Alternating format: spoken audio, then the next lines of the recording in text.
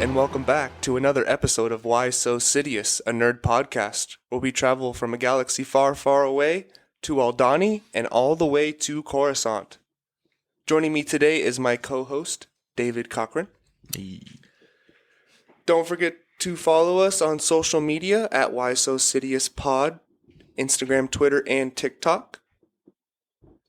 Today we are covering episode 5 of Andor. And before we get into that, just our upcoming schedule, as they said in the episode a couple times. Did you notice that? Yeah, I did. Schedule. So we are our continuing coverage of Andor, House of the Dragon, and Rings of Power, of course. Just 2 or 3 more episodes left in both of those other shows. And also, coming out on October 26th, we have Tales of the Jedi. 6 short stories coming out. Okay, I didn't know it was that soon. Right. So depending on the length, maybe we'll split it up and do like the first 3 and the second 3, you know? Yeah. Or we can just bust out all 6 if it's only like 10, 15-minute episodes. Right. You know? You said they all dropped at once? Mm-hmm. Okay, dope. Well, and we got Werewolf by Night drops tomorrow. I'm going to be watching that, so if that's good enough, you know. I've heard there's some stuff in it that's slightly significant. Okay. I heard it didn't lean into the horror genre as much as people were hoping it did, which is not what I expected to hear. But yeah, comes out tomorrow. Okay. Yeah, the trailer looked pretty scary. I mean, that's surprising. Right? And also, since we've been so busy lately, we're going to do a little quick Week in Geek topic, keeping it on the Star Wars subject. So we have an article coming out suggests that Lucasfilm wants a Star Wars video game release every 6 months. It's understood that Disney wants 1 major title and 1 smaller game per fiscal year. Wow. Which is something Lucasfilm is set to deliver on. Wow. Right. That's a lot. Yeah. So we do know that EA lost the exclusive rights to Star Wars, so now Lucasfilm can basically let whoever wants to make a Star Wars game make a Star Wars game. So right now we do have 8 titles in development. Oh my gosh. There is an Amy Hennig game, and I had to look her up. She has been working on video games since the 80s with Nintendo, and then moved on to create Naughty Dog Company and all the Uncharted games. So she's like a creative writer and creator kind of thing. So, yeah. That's promising. Right. We have an untitled first-person shooter from Respawn. Oh. And an open world game from Ubisoft Massive. Now, I would predict that one of these could be a Mandalorian game. Because, I mean, the show is already a video game with all the side quests. And you know, the whole plot of the show is just like a video game. Him but better. upgrading armor and weapons after he completes missions. It's all there. So, I mean, there were rumors that they're working on a Mandalorian game. So I feel like a first-person shooter or an open-world game is perfect for that. That's awesome. Well, first-person wouldn't work for Mando unless... It could. I like to be third-person. First-person shooter. I mean, it would take away from the fact that, you know, you're not looking at the Mandalorian and his armor. But remember, we saw in season 1... he's got a whole heads-up display in that thing that switches to thermal and his helmet. Remember, his helmet was picking up footsteps from Cara Dune when he was tracking her down, and it had a few other features in that helmet, too. So they could incorporate that into almost like an Iron Man type of helmet with different thermal, night vision, all the different little features, target tagging, stuff like that. They can make something out of that. And next we have Star Wars Eclipse, which is somehow still on this list by Quantic Dream. Okay. So maybe now they moved it over to a different crew, or because when they dropped that trailer, they had nothing going on but a trailer. So that was that's what you're saying, which is ridiculous. Like, have something before you tease us, because it's a pretty dope little trailer, and then you don't even have people to work on the game yet. Like, and of course the Knights of Old Republic remake still going down with me. No, they just got new people working on the game after we found out the 2 main guys got fired, but it has been transferred over, and they're still, they're working on it again. Right. Which obviously So excited for that one.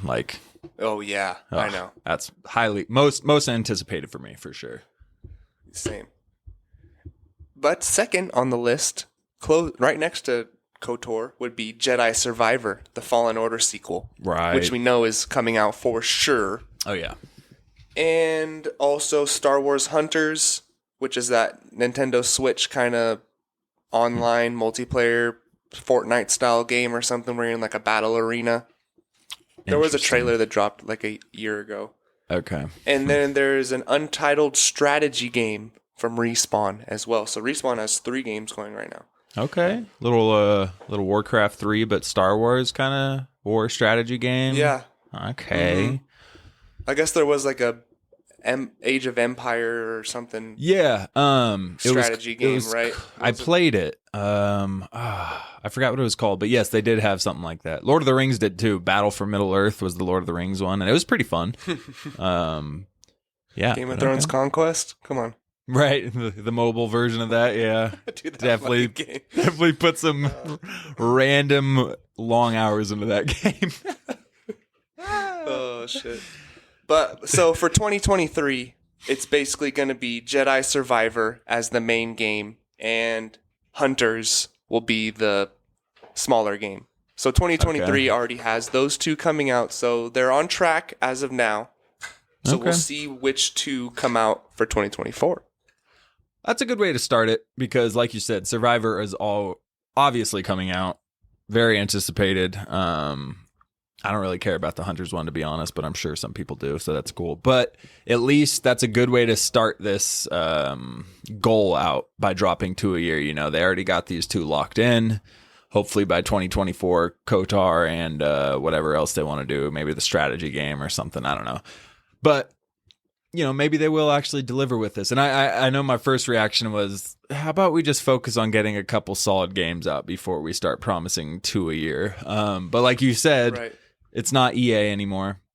And it seems like they've got a lot of good video game developers on all of these different games. Big companies. Yeah, exactly. So, yeah, that's pretty promising. Who wouldn't want to make a Star Wars game? Right? Especially now, dude. It's blowing back up to the top of pop culture right now with all the projects that are going on. Kenobi, Mandalorian, you know, there's a lot of stuff that's driving it up. Andor, obviously. So, yeah, it's a good time to do that for sure. And Fallen Order was such a great way to get them back on the map for video games because it was so good. I didn't know what to expect from it. It looked great, but I didn't expect to like it as much as I did. I thoroughly enjoyed playing every minute of that game. And it was during quarantine, COVID. So it worked out even better. Yeah. Right. Played the heck out of the game for a couple weeks. Beat it, I think. But still fun enough to go back, play through it again. Like, it's just a really fun game. And, you know, we all ran straight to Dathomir, got the double saber, and fucking dipped real fast. Died. Played it first at your place, realized you could do that. Immediately went home, played my game, flew to Dathomir, and got myself a double blade lightsaber. But when it comes to EA, I would not be upset if they made a Battlefront 3 because I fuck with Battlefront 2. Yeah, like, I know that the online multiplayer is some of this. Like, when you get to be Anakin or Obi-Wan, Darth Vader, and just destroy stormtroopers or clones. You know, that game's a lot of fun. Pretty satisfying. And I didn't play it after a lot of the updates they did. But I know I heard that a lot of the updates they were releasing was like making it into a much better game through updates. Yeah. The game at release was bad. Right. Like a horrible game where you had to like buy stuff and you couldn't upgrade. It was all random. And then 2 years later, it's like a completely different game. Yeah. Which is the way it should have been in the first place, EA. All right. Well, let's get into the main topic. Andor, Episode 5. And this is, of course, To the Rebellion. Was that the title? No, she. Oh yeah. My bad. She said it. She said it on the last night when they were passing the fire thing around. Yeah. Mm-hmm. No, I love that. Official spoiler warning. This is warned. You have been your path. You must decide. Dude, the cat's looking at me like I'm fucking crazy. Well, let's get into a quick summary. So this episode does open back with Syril. And he is just getting beat down by his mother. But she knows some connects. Andor wakes up to find his stuff missing. the distrust is growing. Cassian also figures out that they can't read the weight of the freighter. Pretty big mistake, but he figures it out. And we learn more about Gorn and his motives.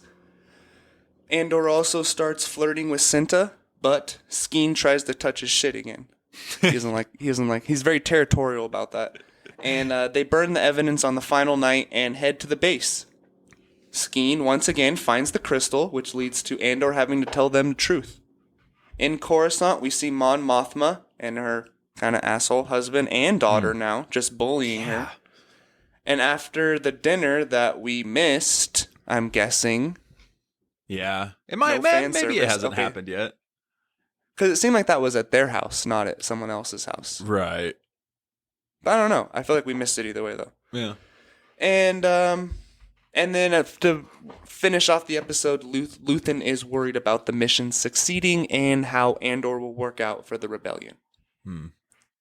So overall, it was definitely a setup episode for 6, because we talked about how this is 3 episode arcs. Right. So 4 was kind of our nice little setup where we got things going. It was a lot of fun to watch. This episode was slower, but still it's great acting and writing. A lot of the scenes you're still paying attention to, even though not a lot's going on. Like, I'm still intrigued. Right.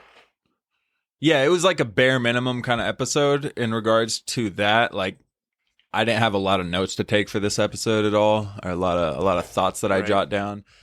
But I didn't find myself like wanting while I was watching. You know, I was just like, okay, it was a good scene. You know, on to the next. But then by the time it hit the credits, I was like, oh wow, all right. Not a lot happened there. Like, not a whole lot happened there. But it's not like I was bored out of my mind watching it. It was just, you know, like you said, it's still good writing. So if you got good writing, you got good acting, and it's in a Star Wars universe, then I'm going to be entertained by it. But it just, not a lot happened in this episode. Tony Gilroy definitely has a style, and you can tell they gave him like full creative control on this show because he's just doing his own thing. And I do enjoy it. But it is, you can tell it's a 12 episode slow burn. Totally. Yeah, it's like you said, it's definitely a Tony Gilroy. Like, it definitely feels like Rogue One universe. Like, no, without a doubt. It's almost more Rogue One than Rogue One was, if that makes any sense. But yeah, he's going deeper into the lore, or, you know, deeper into the universe. Yeah, and the tone of all that and stuff. Yeah, he's definitely leaning into it. But again, it's nice, you know. And I could see people complaining that it doesn't feel Star Wars because there's not that lighter side to it that all Star Wars projects have at points. But again, it's refreshing. Yeah, it has. I do like the Mon Mothma scenes because that does kind of bring us back to Star Wars in a way. Mm-hmm. So we didn't really get much with her this episode. No. I didn't quite understand. She wanted to take her daughter to school or something with her. Yeah, I don't know. They had some sort of plan, obviously, where she was like, well, I think they're going to stop there on the way to her taking her to school. And yeah, I don't know what is up with their relationship, but their daughter seems horrible. Right. Like, is Mon Mothma too busy with work? Right. Pulling a Tom Brady. Yeah, Giselle's had it up to here with her right now. Yeah, no, I get it probably is that because she's not only a high-ranking senator, but she's also funding the rebellion and is leading all this stuff. So yeah, I'm sure she's not very present in her home life. And so, you know, that was probably her time to do that. That's why she was like so set on her daughter coming with her, even to the point where she basically told her she had no choice and she was coming regardless. Yeah, it's probably because she never does spend any time. So even just taking her to school or whatever the heck their plan was, like, you know, you could tell Mon Mothma was very adamant about that. And man, yeah, daughter and her dad, they seem to just really not like her at all. They seem to hate her. In fact, it's incredibly uncomfortable. Yeah. And I mean, obviously if you've seen the original trilogy, she doesn't have a husband or a daughter. So I don't know, you know, that doesn't seem like they, unless they're just behind the scenes. Right. Yeah. We only see Mon Mothma a few times. Right. I could see that maybe not them dying, but just leaving. You know, like, right. Mom, we're tired of your crap. We're going to go live the rich Coruscant life. Right. Well, I'm fairly certain her husband is fully pro-Empire, and I don't see him ever supporting a rebellion. So once it gets to that point, yeah, I'm sure he'll leave and he'll take the daughter because she's doing a dangerous blah, blah, blah. She's unstable. She's a part of a rebellion, so I'm sure he'll just dip with the daughter. Right. And then just that final scene with them after dinner, he says, this guy, Gar to feed, knows more about what you're up to than I do, the Foundation. And, she says, I don't think you'd be interested. It's charitable. Right. And he's just like, oh, burned his ass. Well, he doesn't know the driver's name, even though she tells him it like 2 or 3 times during the episode. Even when they're on their way to the car, he was like, what's his name again? It's like, yeah. It seems like a scumbag. So, yeah, not much on her. It wasn't too significant this episode, but she's definitely going to meet up with Luthan again. And I'm sure Andor and Luthan will come across her, again. Right. And of course, we get Syril. He's eating Syril eating cereal with blue milk. Mm-hmm. Classic blue milk. Not fresh from the udder like Luke. It was packaged and shipped. Yeah, they're city living. They don't got that farm fresh stuff. But she's just, shitting on him. Being a leader isn't something you can turn on and off. Do you have prospects before you? Yeah, she's grilling that's like him. a new job in line, basically. Yeah. And it's been like a couple days. Yeah. And Uncle Harlow is going to help them out. So I don't know if he's like a officer or something. Does that name not... It doesn't ring a bell to you? Okay. It rang a bell to me a lot. I was like, Harlow, Star Wars. I feel like there's a character in the books or something with a character named Harlow something. Yeah, and maybe not. There's obviously a lot of odd names out there, but it just rang a bell for me. And I was like, should I know who that is? I haven't looked into it at all or anything. Like, again, I didn't even really rewatch the episode, but I feel like it's going to be a significant character. It does ring a bell, but I don't know. I just think him and Deidre will probably get linked up. Okay. Yeah, because he's definitely got a grudge against Cassian. He's not giving this up. He's not going to be a rebel sympathizer, I don't think. I think he's definitely going to be hunting down Cassian and being a protagonist or an antagonist in that regards. His mom, did you recognize her at all? Her voice seemed kind of familiar. Okay. Yeah, well, she has a really small role in the Harry Potter movies, the later ones. But she's the 3, like, I think they're like witches. The Macbeth movie that just came out with Denzel Washington. If you saw that, it's a Apple Plus movie. And the trailer was all over the place, and it's her voice speaking over that trailer. So that's probably why, it rang a bell. But she's in a lot of stuff like that. Okay. Yeah, so, well, like, they... Definitely coming back to Tony Gilroy, he has all these little small side characters and he is not letting them go. We're still getting little couple-minute scenes to check in on them and see how their story's going. Right. Surprised we didn't see the fat Irish dude. So, moving on to the ISB agents. We get the quick scene with Deidre.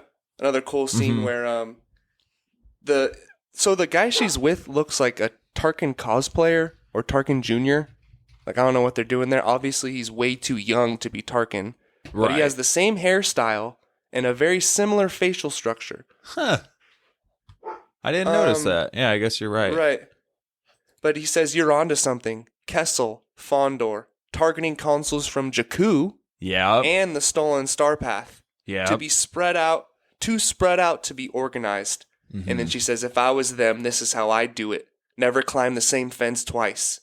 Right. So she's pro-Empire all the way. Like, even with, obviously her higher ups, like, shutting her down and not letting her do what she wants. She's still like, all right, I'm getting this mission done no matter what. Oh, yeah. She's grinding. And they've obviously been at it for a while. And then he says something else to kind of push her. And she goes, all right, 2 more folders each or 2 more files each. So they're going to keep going at it and grind into the night. And he kind of smiles about that. But yeah, it's cool. She's picking up on all these different rebel activities. And I love that. I loved that aspect of it where it's like you're getting to see the strategy of how this rebellion, again, right, I said the same thing last episode, and I'm probably going to say it every single Andor episode, so you know what? Just deal with it, guys.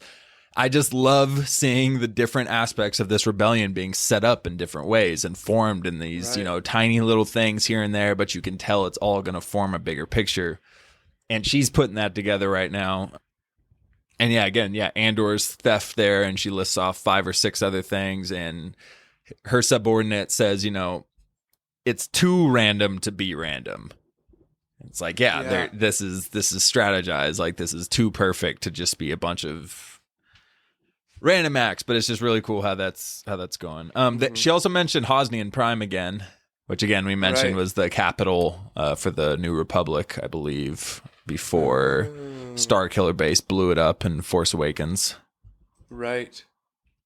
And the Jakku mention, so we know later we're going to get that. I don't know, that Jakku happens after Return of the Jedi, huh? The big battle of Jakku, where the Star Destroyer ends up buried in the sand. Years. Yeah, okay. Right. So we're not going to get anything that would nod towards that. It was a cool, Jakku is a cool, where we met Rey. Yeah. Oh, and they mentioned Kessel too, actually.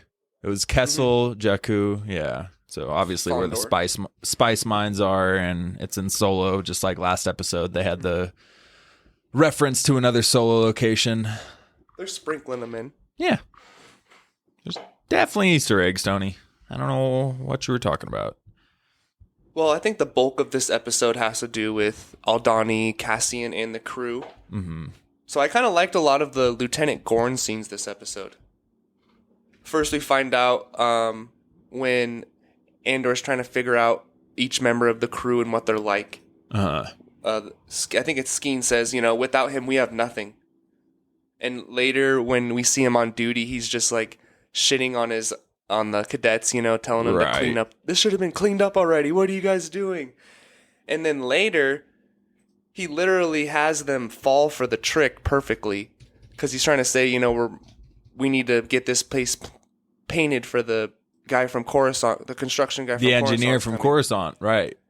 Yeah. Yeah. And they're like, but, no one really wants to work on Aldhani, but the one thing you do want to see is the eye. Like, people talk about being able to see the eye of Aldhani, and he's like, okay, then, full roster down here on the night. So obviously everyone's going to be down there inside watching this. So and he walks away and kind of smirks like, perfect. That worked out. That worked out pretty well. Yeah, I didn't even pick up on that was him for the first scene or two that he had. I was starting to think it was like an Imperial leader that was about to be an antagonist, and I was like, wait, that's Homeboy from the last episode. Like, that's him. Okay. Yeah, so I was kind of missing that for the first couple of scenes. And there's something else. Shoot. Oh, the engineer. He says there's an engineer coming from Coruscant, and we talked about last episode how I hear Imperial engineer and I think of Galen Erso. But was Krennic also technically like, because you can be an officer in the military and be an engineer, like that is an officer position. So, Louis, I'm talking about a very important point right now. If you could just please hold your tongue for now.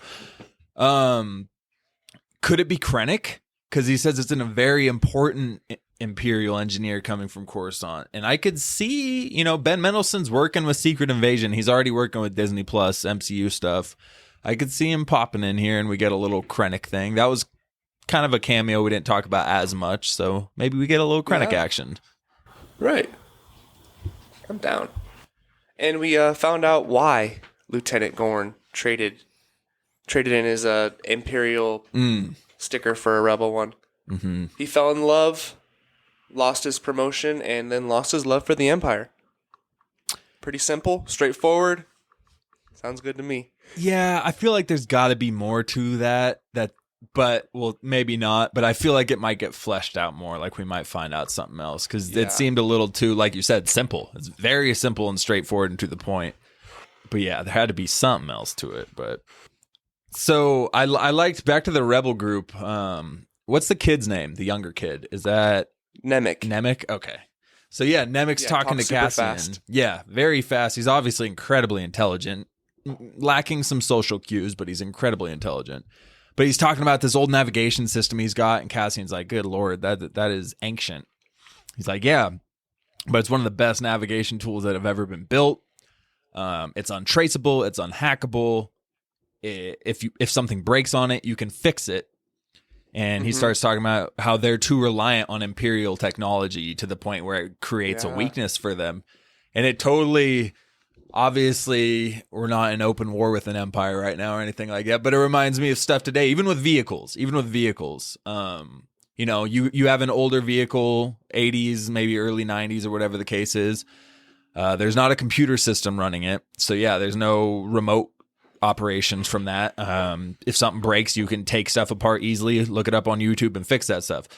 Something breaks on your Tesla, you aren't touching that thing. You can't touch it. It can be controlled remotely. It can be like shut down from an outside location, you know, so you're totally, it just kind of reminded me of stuff literally that we have today too. Like you're relying on this technology, whereas the older stuff, pretty reliable, pretty inconspicuous. And you can fix it yourself. Undetectable. Undetectable, exactly. So the feds don't know. Feds can't watch. And we also, so Cassian's knows a lot of stuff for, you know, he must have just been a traveler who's been to a lot of different planets. Because, you know, they bring him in to question him about the freighter and how they're going to get it off the runway. And, you know, do you know how to input the weight? Right. And he's like, wait, is this a test or do you guys not know how to do it? And they kind of look at each other like, So, yeah, he basically says, you know, you got to pull the lever and it'll tell you and blah, blah, blah. So he's got it and he's going to fly this thing now. Right. I mean, I can't believe that. He was like, what were you guys going to do if I wasn't here? Yeah. You didn't know how to take off? You didn't know how to release it? Like you can fly it, but you didn't know how to actually, do the weight and actually take off with the thing too. Like, what were you going to do if I wasn't here? And like, we would have figured it out. So it's almost like, what were they going to do? They didn't know Cassian was coming. Like, what was the plan there? Like, but I do like how detailed their plan is and how they keep going over it, you know, over and over. You know, he has them stand out there like, all right, the village over there is the base, and then it looks different, but it's the same distance, right? You know, and they're going over their imperial marches and keeping your shoulders straight, and so they really have been planning this thing out, and even learning the languages and the slang that they use. Yeah, well, so, they're going all out. Yeah, they said they've been there for months, eating roots and berries, like no communication with anything. They're just there for months, hiding from TIE fighters, and then this dude shows up and he's getting paid to be there. He gets there the day before. But yeah, they've been there a while, bro. They've been planning this. But I loved how Cassian showed his worth. That scene you just talked about where he explains how to actually do that. But when they're doing the marching, like you were just saying, you know, they're testing him, making sure he marches correctly. And he's like, he should be on the left. And they don't want to listen to him. We're like, why don't you worry about yourself, bro? And Vel at least speaks up and is like, why? He's like, yeah, because you want your weapon on your left hand. You want it on the outside. You don't want your weapon on the inside when you're marching, which is true. So he knows what he's talking about. And they're like, all right, fine, we'll do it. But it's just another instance of him proving his worth. And I mean, he was in the military. We know that. Again, he served, 6 months in Mimbin, yeah, I think was the name of the planet. So yeah, he's done a good job at proving his worth in the short amount of time he's been around, especially when he comes clean. You know, that was pretty huge too. Yeah. So basically, Skeen's been on to him this whole time. First by checking his stuff. He asked him about the gun. Where'd you get this from? Who'd you get it off of? He says, you know, I didn't ask. Right. And at the end, he finds the Kyber crystal, and he says, "Who brings a treasure to a robbery? Like, what's going on here?" And basically, Andor has to say, "I'm here for the money. I don't want to walk in looking over my shoulder." Right. So he just comes clean. Which is smart. And everyone gets, it's smart. And everyone's kind of like, all right, guys, it's too late to go back now. Right. And Vel says it was either take him in or call it off altogether. Yeah. Which is what Luthan said, right? When they were arguing. I think he said, well, then you're not going to do it. Right. And they don't know about Luthan, which is interesting. Right. Which in Luthan, you know, we get the scene with him and he's very nervous about what's about to happen. And he's telling whoever the lady is that's in the shop with him. He's telling her about how he's nervous and he's not sure if this is going to work. And she's like, you wanted this. Like, this was your plan. This is what you wanted. And he's stressing. And I'm curious why he's stressing so much. Like, if he knows something else that we're not aware of, if there's levels to this plan, because we haven't seen him like this before, obviously. And we know when they're on the campfire the night before the mission starts, Vel and I don't know what the other guy's name is, but they go and do their own thing. They're like, we'll see you tomorrow. So I'm curious, like, if there's layers to this plan that we don't know about, and that Cassian might get pissed off at when he discovers they didn't tell him everything. But I don't know. It's interesting. But also, Luthan it is stressing. seems like, it seems like the chances of success are low. Yeah, 7 against the base, and he probably worries about Vel if it could be his daughter. That's true, and it is. Yeah, it's a high stress mission regardless. So. That's fair. But yeah, I could definitely see there being more levels. That would be cool. Yeah. By the way, real quick while I'm talking about Luthan. So I noticed the holocrons in the background this time. The triangle and the square behind him.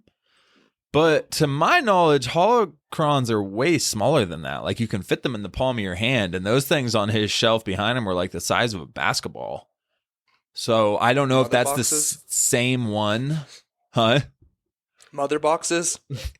Yeah, it looked like a mother box and I don't know, a pop culture thing with a giant triangle.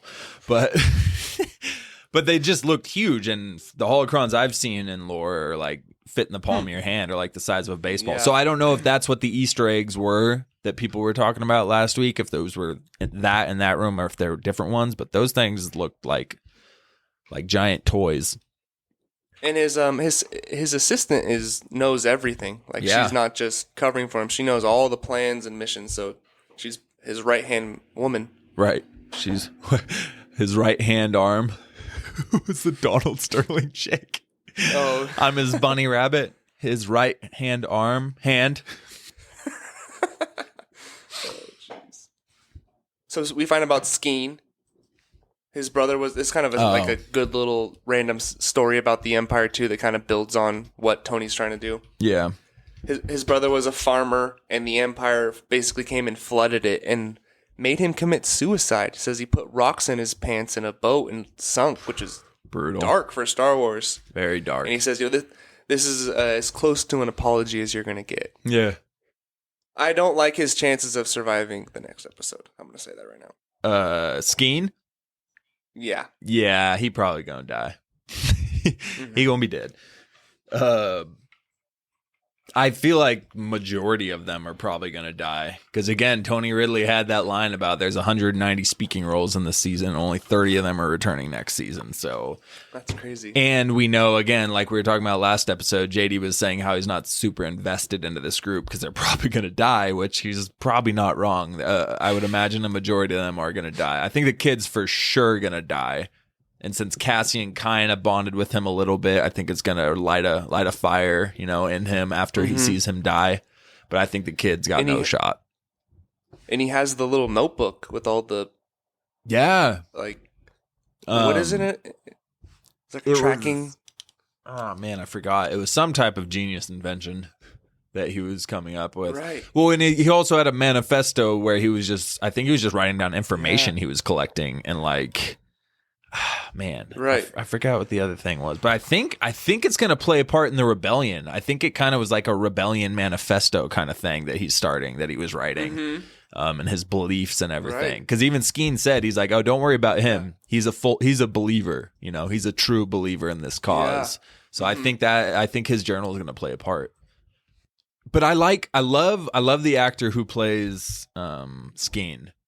So like I said last episode, I know him from Punisher season 1. He plays Micro, and I love him in that show. I really do. Like I love all the scenes he's in. He's odd. He's a very unique actor and plays like a kind of unique style to roles, but I really like him, and I'm liking him in this show a lot. Well, don't get too attached. I know. He's probably going to die too. But I hope he survives. I like him. I think that was about it for me. I was just going to say, it was dope getting yet again another awesome TIE fighter scene flying through the mountains. I could see TIE fighter scenes flying low through canyons and mountains like that, looming like menacingly. I could watch that every single episode and love it every time. Oh, yeah. It's just iconic TIE fighter in such a cool scenario with great VFX. Like you can picture it almost, like the sound design and everything behind it too. It just really makes you feel like you're under a TIE fighter flying by. I Love it. Yeah. And that Imperial was a dick. He flew super low. Yeah. Skimmed the water, like hurt their eardrums, I think. They were like holding their ears afterwards. Like, yeah. Which is surprising. But I guess Imperial's a dick. there's native people that live on that planet. Right. They weren't very, so they just put the guns away. And they saw him, or he saw them for sure. But right. Yeah. So yeah, that was I am excited for the next episode. It's definitely going to be action packed. Mm-hmm. It could be minimal cutaways. I imagine most of the episode will happen on Aldhani with the heist. Yeah, I would imagine so. Intense. If it's the third episode of a 3-episode arc, mm-hmm. yeah, I would imagine. Right. I don't know what to expect for the rest of the season with these 3-episode arcs. Oh, I have no clue. Which I love. I like not knowing what I'm going into like this. Like, I don't know. I like that aspect. I like the mystery and just going in and being like, we'll see. We'll see what they got. Until Rogue One, we don't know what happens. Right. They're all going to die at some point. We know that. But again, we knew they were all going to die in Rogue One when we were watching. But I still formed attachments to the characters and was genuinely invested in everything they were doing. And I knew they were going to die because none of them are characters in A New Hope. So it was pretty obvious they were all going to die. But I still got invested in the characters and really enjoyed it. So you can still make it work. So Dave, would you like to give a quick rating for this episode? Yeah, man. So I got it rated. I got it rated at 7.8. So it's definitely my lowest. I don't want that to come off the wrong way. It was still, again, I still watched it all the way through and not at one point was bored or wishing for something. It was entertaining the whole way through, but it just ended and I was like, that's it. Oh, it just not a lot happened, and not a lot happened. I still love the style of everything. It still set up the finale of this arc. I'm excited for that. I love the whole Cassian thing, and he really set the tone for the next episode. He says, of course, I'm afraid, but there's a difference between fear and losing your nerve. If you want out of this, make a choice. Don't use me as an excuse. And that kind of just sets the tone for the rest of this group leading into this finale of this arc. So that part of it was great. And it was little things exactly like that made the episode good. It just, nothing happened. So 7.8 is still entertaining for me. Yeah, the day before is always hard. Too much time to worry. You Puss in Boots.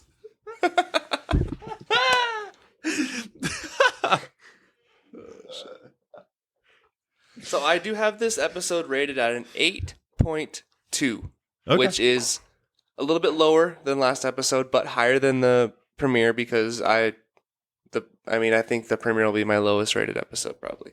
Okay.